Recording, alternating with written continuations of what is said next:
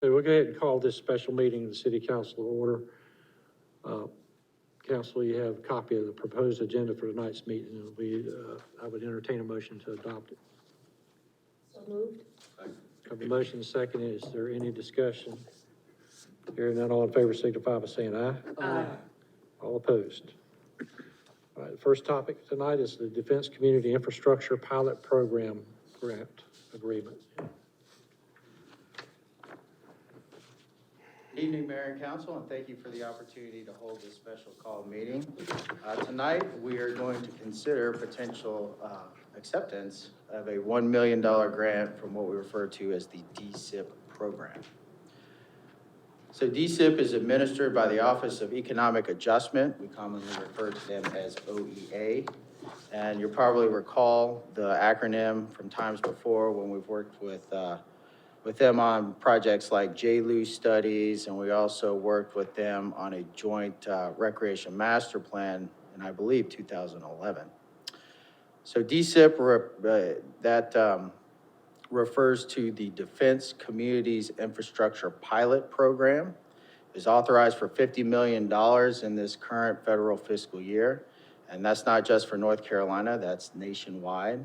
So we're talking not a whole lot of money for a lot of area.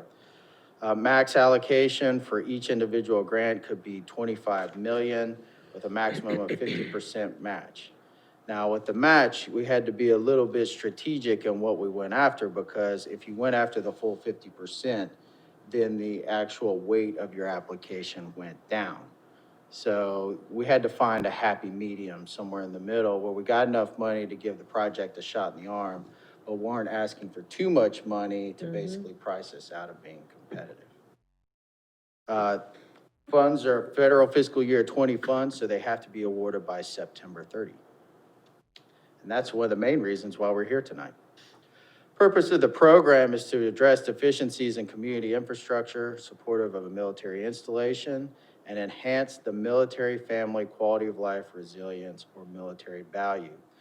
Now, that's a very broad definition of what the program is intended to do, but under the Federal Register, the Secretary of Defense has the authority to go after one or more of these emphasis areas each individual year. So quality of life was the one that they emphasized with the current pilot program. Our proposal was, of course, for reconstruction of the Jack Amyette Recreation Center. It's estimated to be a $5 million project. We asked for $1 million. Reason was it was about 20% of the total cost. Felt that it was reasonable given kind of the amount of money that was allocated. And it was just kind of a good mid-range percentage there, certainly less than 50%. From a historical perspective, our application focused on all of the family services and programs that we have provided over the decades. And then it also focused on the previous planning that we had done with OEA regarding joint use of recreation facilities. So if you recall, in 2011, we did a project with them kind of focused on the county, the city, and the base as far as how we might best be able to share recreation facilities. And one of the recommendations is that we cooperate on things like Jack Amyette. Timeline, this grant has had an extremely short fuse. So in comparison to grants like we have for Jacksonville Station or other federally funded programs, those grants may take years to develop. This one, we had just a handful of months. And the reason was because, of course, the funds have to be awarded and encumbered by September 30th. So here we are today. The reason that we're having this special call meeting is because we have been asked to consider and execute an agreement for the grant and return it by the end of the week. That gives them enough time to turn it around on their end and, of course, get the final award and the encumbrance ready for September 30. If that doesn't happen, then, of course, the money sunsets and the program has to be authorized at another time. Interestingly enough, we just received the grant application, or excuse me, the grant agreement about 15 minutes ago. But prior to that, we were able to review all of the terms and conditions of a typical OEA grant. It's interesting that we spent a lot of time reviewing those terms and conditions, come to find that the grant agreement itself, and you have a copy of it in front of you, is only 4 pages long. So it's extremely simple. Most of the things that are included within are very routine from a federal grant perspective. But there are 2 things that we did want to point out. First was the concept of federal interest. The intent here is that the federal government wants to have some longevity in their investment, meaning they don't want us to go and build a recreation facility and then turn around and sell it in 5 years or turn it into something else. They want that money to have some element of longevity to it. And so the federal interest on this project would be for 30 years. And then from a surety bond perspective, this is a new one. This isn't something that we regularly do on federal projects, but the intent here is to have some type of security in the fact that when they make payments before the project is complete, that the project is actually going to be completed. And the perspective that the city has is, well, we're in good financial status, we do this all the time, so there really shouldn't be a huge element of risk. And we would certainly prefer that the money go to construction as opposed to a surety bond. So the thought is that we would continue forward with the project, and instead of reimbursing along the way, which would require the surety, we would just ask for one reimbursement at the very end. One reimbursement when? At the very end, once the project is complete, sir. And so that eliminates the element of risk for OEA. So once the project is complete, we hand them all the paperwork, it's done. They've gotten what they paid for, essentially. So the recommended action is to authorize the city manager to execute the OEA agreement, of course, which is in front of you tonight. Also to approve the CIP project amendment as well as the budget amendment. And I'm happy to answer any questions that you may have. A little concerned about no reimbursement until the end of the project. How firm is the guarantee, John, of the federal government following through on this grant? And with the federal government, anything's possible. Well, that's what I'm thinking about. But you certainly have a contractual agreement that they're agreeing to. And let me just direct you to page 3 of the 4-page document. There's a couple of points I want to make. As Anthony said, we got previous to today, some terms and conditions that really don't follow these exactly. And I want to point out a couple that are there. Number one, the one we're talking about now is condition number 2. It says the grant, is everybody with me on that one? Page 3. Grantee shall provide evidence of a performance or surety bond sufficient for the completion of the project prior to the disbursement of funds for contractual activity under this award. And that's what Anthony's saying. If the council wants to, quote, allow the management to front the money, then there won't be the need for a bond. We've not inquired, unless Dr. Woodruff has, as to what a bond to cover $1 million would be. But again, we can certainly do that and see. But there's an element there that you raised, Mr. Bittner, that may be a risk. The other is number 5. As you can see, there should have been a space there between 4 and 5. But we had been led to believe that 30 years, it says the project is to include federal interest. That is, the federal government has an interest in the project for the life of the improvements. Well, as Dr. Woodruff and I were sitting here and talking, that doesn't say 30, but it may be better for us because, again, if another hurricane came in, X number of years and destroyed the building or whatever, well, that's the life of the building. The building is gone. So it's better probably for us to have that kind of language than the 30-year language. Again, everything's fine until it's not fine.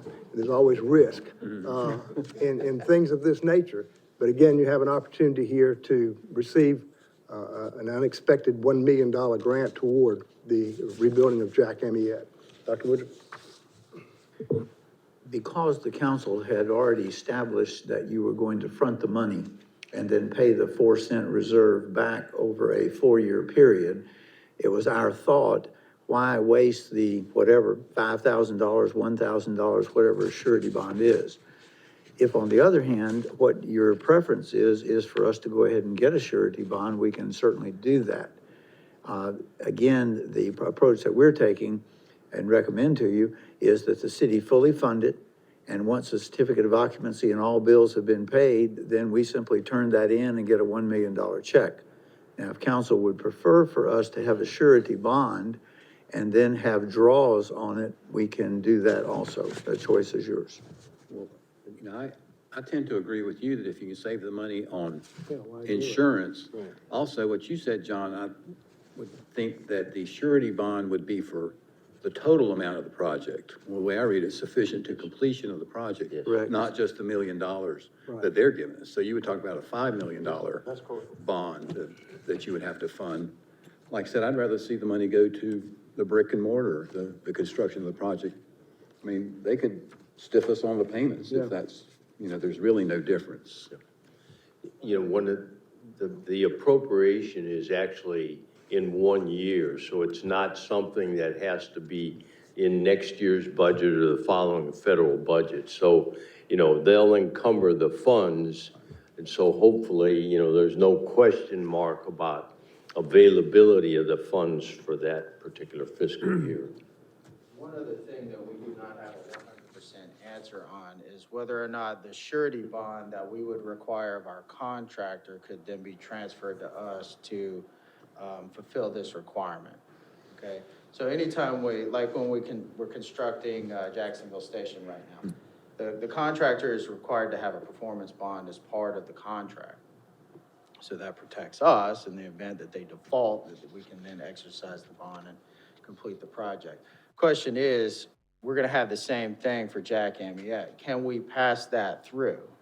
Meaning, they're gonna have it to protect us. Is that good enough to protect OEA as well? And that's something that we would certainly contend. Well, actually, I don't believe you can, because the requirement under the special conditions says, number 2, grantees shall provide evidence of a performance or surety bond. We won't be bidding this and awarding a bid until December, January, February. So I understand Anthony's concept, but again, the simplistic approach that we were taking is we were gonna fund it out of our own cash. Y'all had already agreed that we weren't going to go out and get a loan from anybody. Why pay somebody interest when you do have a fund balance that's sufficient to cover it? But we will take whatever direction you would prefer on that item. Mayor Phillips, I'll make a motion to allow the city manager to execute the DCIP grant agreement and consider approval of the attached CIP amendment and legislative budget amendment as presented. A motion and a second. Any further discussion? I have one other point of discussion. Would you go to the next slide? These are the staff members who worked on this, and I'm gonna do this. Well done, quality staff. Well done. These people put together an amazing application in a short period of time. It was very competitive. Out of Onslow County, there were 6 applications, 1 from us and 5 from other governmental entities. And around the entire country, who knows how many, I'm sure there were, how many? Over 100. And for us to be able to get $1 million out of that 50 million is a compliment to you and your leadership, and it's a compliment to the people whose names are on there. We have several of them here. Obviously, Anthony, Deanna, Susan, Ron, and Carmen, and Glenn. Glenn's over there somewhere. But staff, well done. Very proud of them. Richard, I appreciate you saying that, but I was gonna go out and tell people that the council saved the people $1 million in 15 minutes, but now I guess I You can't did. say.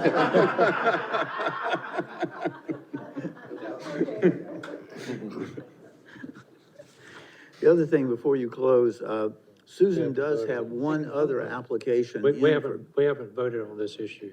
No, that's what I meant. Is this on- part of this? Part of this. Okay. I would also remind you that Susan has a PARDAF grant, which is Parks and Recreation Tourism Trust Fund. Okay. There is a $500,000, PARDAF grant that we will know the results, pardon me? No, it's an instant Zoom meeting, so I'll know by end of Friday, next Friday. What can that money be used for? The same project. Same thing? Yes, Same sir. project. That's it, sir. Ready? Yes, sir. Okay, we had a motion and a second, no further discussion from the dais, so all those in favor signify by saying aye. Aye. All opposed, motion carries. Thank you again for all Well the done. work you put into it. And you did, and they did save us a lot of money. All right, so I need a motion to go into closed session now.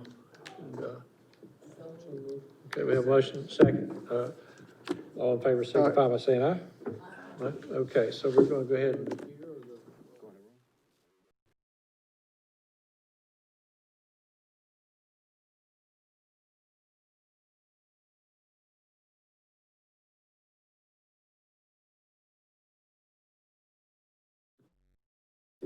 There it is. Okay, okay. Michael, yours is still. Yeah, I'm good. Oh, you're good, okay. All right, a motion to go back into, regular session. Or, I'm sorry, a motion to go out of closed session. We got that, and, now we're back in, open session. Pardon? I had Mayor Pro Tem as a second. I did. Oh, okay. All in favor? Aye. All right, during the closed session, we just made a decision, after doing an evaluation of the performance of the attorney and the manager, that, we, were very, satisfied with the performance that they've been able to provide to us, as far as leadership in the city. During that conversation, we discussed, pay issues for our city employees. And the council unanimously decided that, during closed session, that we would give a 1.5%, or 1.45, percent COLA, cost of living increase to those employees that are eligible for that are not on the STEP program.